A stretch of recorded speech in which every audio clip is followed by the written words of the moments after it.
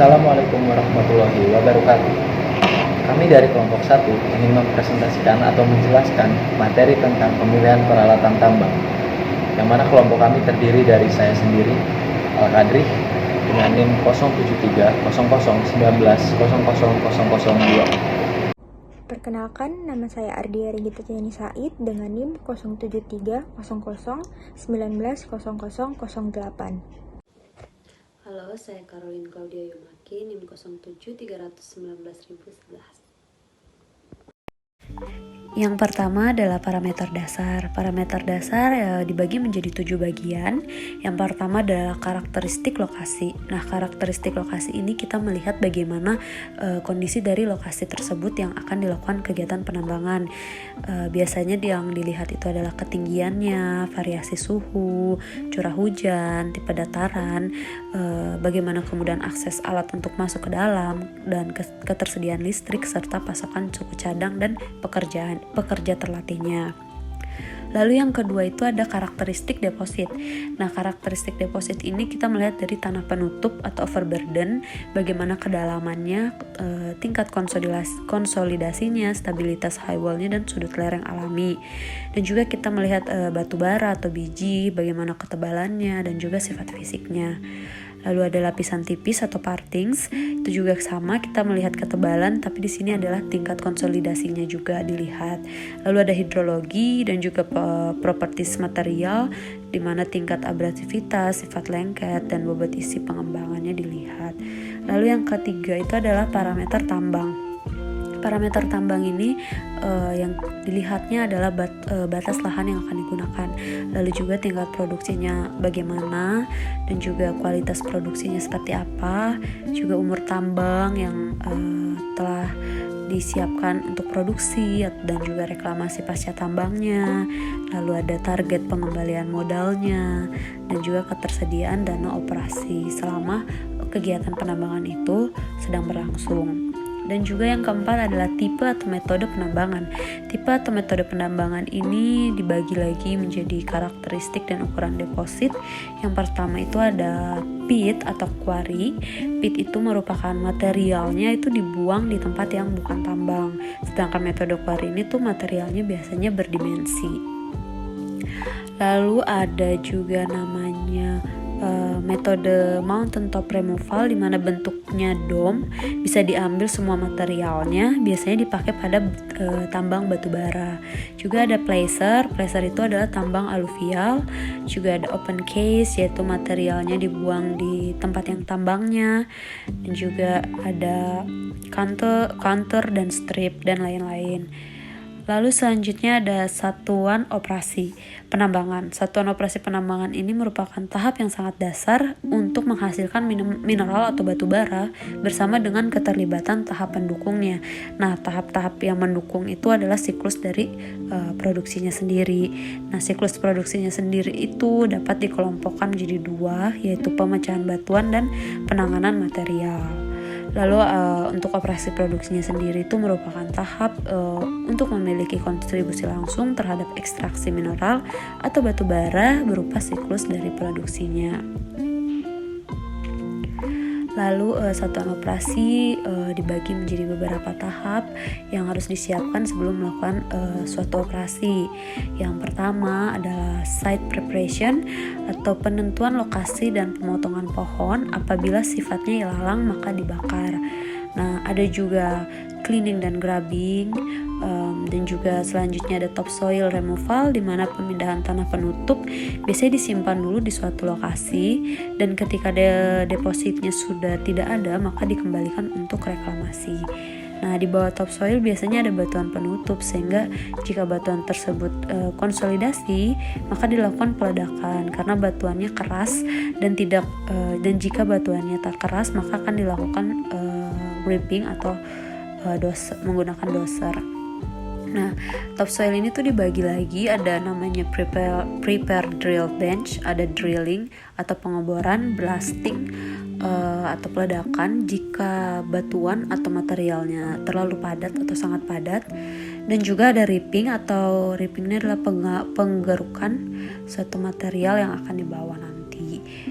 Lalu selanjutnya ada overburden removal yang dibagi menjadi transport to storage dan transport to backfill. Nah, transport to storage ini apabila materialnya ditaruh dekat dengan dari lokasi penambangannya.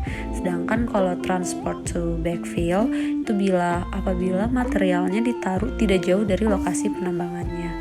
Nah, lalu ada coal atau ore surface cleaning.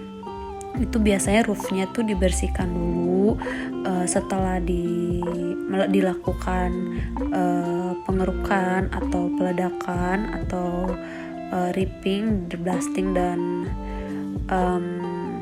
drilling, maka roofnya itu dibersihkan dulu, dilihat lagi dari tingkat konsolidasinya seperti apa. Nah, apabila konsolidasinya tinggi, maka akan dilakukan blasting. Nah, blasting atau ripping ini akan dihapuskan apabila materialnya itu sangat lunak, seperti itu.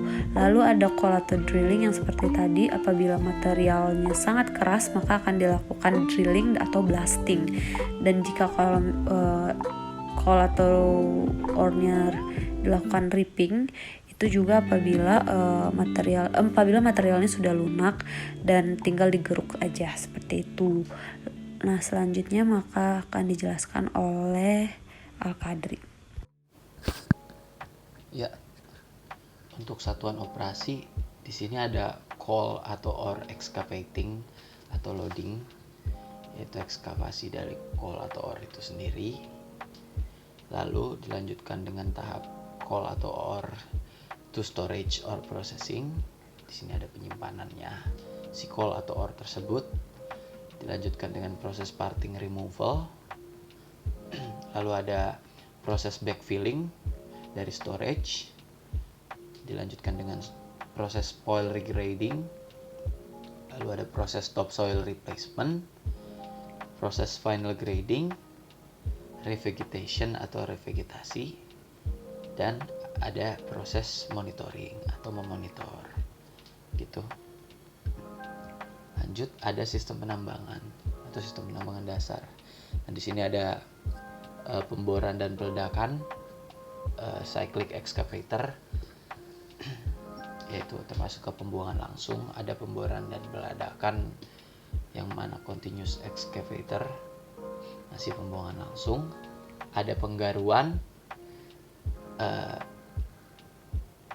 menggunakan ekskavator atau transport kombinasi.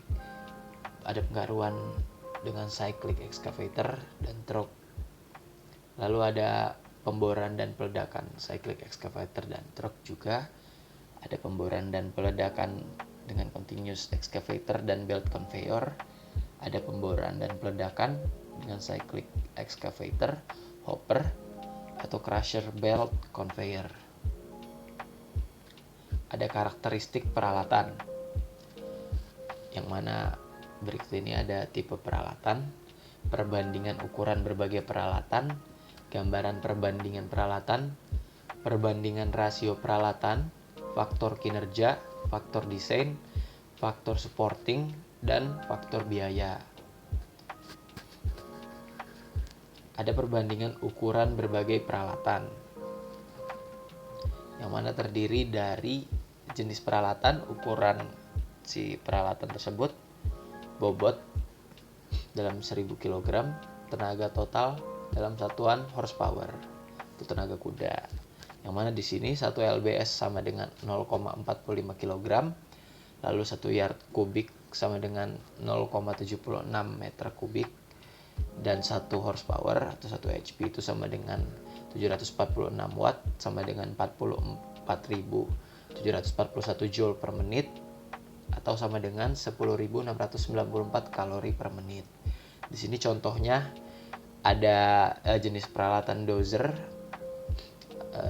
atau crawler dengan ukuran pada umumnya yang tidak ditentukan, dengan bobot 13,5 sampai dengan 85,5 dalam satuan bobotnya per 1000 kg gitu. Nah, si dozer ini tenaga totalnya antara 140 sampai dengan 700 horsepower begitu. Ada juga seperti contohnya di sini ada electric shovel.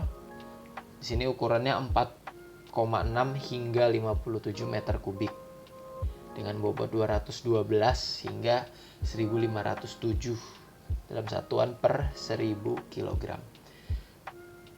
Seperti itu.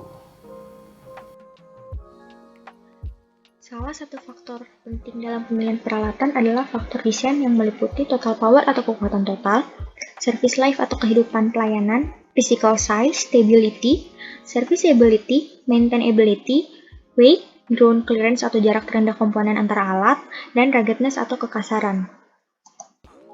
Selanjutnya ada faktor biaya. Faktor biaya sendiri terbagi menjadi dua, yaitu ownership cost atau biaya kepemilikan dan operating cost atau biaya operasional.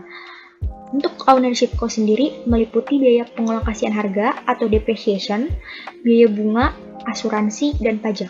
Sementara untuk operating cost meliputi biaya tenaga kerja atau labor, supplies atau persediaan, biaya bahan bakar, biaya pelumas, dan biaya perbaikan ketika alat rusak. Selanjutnya ada proses evaluasi.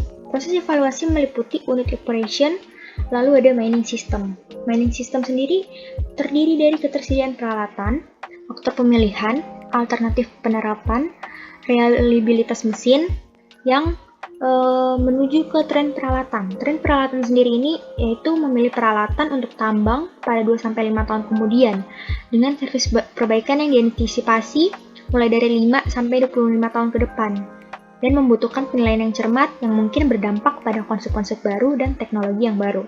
Lalu menuju ke perhitungan produksi unit biaya kepemilikan dan operasi. Selanjutnya, untuk penggunaan peralatan sendiri, alat-alat tersebut digunakan untuk penyiapan penambangan, leveling atau grading, batasan penggalian, excavator, jarak transportasi, sistem penambangan utama, dan pedoman pemilihan sistem. Terima kasih.